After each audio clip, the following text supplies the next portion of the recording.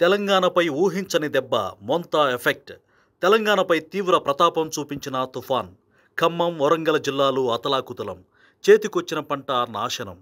తెలంగాణ రైతులను వరుస వర్షాలు కోలుకొనివ్వడం లేదు. నైరుతి రుతుపవనాలు మొదలైనప్పటి నుంచి ఎన్నిన్ని కష్టాలు పడుతున్నాడో రైతు. మొదట్లో ఆలస్యంగా వర్షాలు మొదలై రైతును దెబ్బకొట్టింది ప్రకృతి. ఆ తరువాత క్లౌడ్ బరస్ట్ తరహా వర్షాలను కురిపించింది. వాతావరణ శాఖకు కూడా అందనంత రేంజ్లో ఒకే చోట కుండపోత వర్షాలు పడ్డాయి.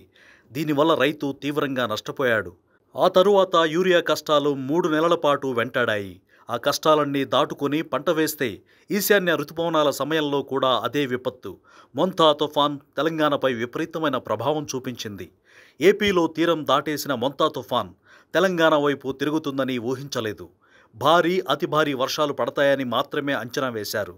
అందులోనూ ఫోకస్ మొత్తం ఏపీపైనే పెట్టారు. అక్కడి పరిస్థితులపైనే మీడియా అటెన్షన్ చూపించింది. తెలంగాణ ప్రజలు మొంతాపై ఫోకస్ చేయకపోవడానికి అదో కారణం కూడా. ఏదేమైనా నల్లగొండ, భద్రాద్రి కొత్తగూడెం, ఖమ్మం, మహబూబ్నగర్, వరంగల్, కరీంనగర్, ములుగు, జయశంకర్ భూపాలపల్లి, పెద్దపల్లి, మంచిర్యాల, జగిత్యాల, నిర్మల్, ఆదిలాబాద్, మేడ్చల్, రంగారెడ్డి, వికారాబాద్, హైదరాబాద్ జిల్లాల్లో అతి భారీ వర్షాలు పడుతున్నాయి. ముఖ్యంగా ఉమ్మడి ఖమ్మం, ఉమ్మడి వరంగల్ జిల్లాలు తుఫాన్ దాటికి అతలాకుతలమయ్యాయి. మున్నేరు వాగు మరోసారి ఖమ్మం జిల్లాను వణికిస్తోంది. అటు వరంగల్, హన్మకొండలో అయితే వీధులు, నదులను తలపిస్తున్నాయి.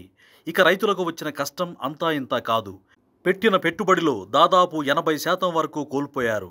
దీంతో రైతులను తక్షణమే ఆదుకోవాలని డిమాండ్ చేస్తోంది బీసీవై పార్టీ.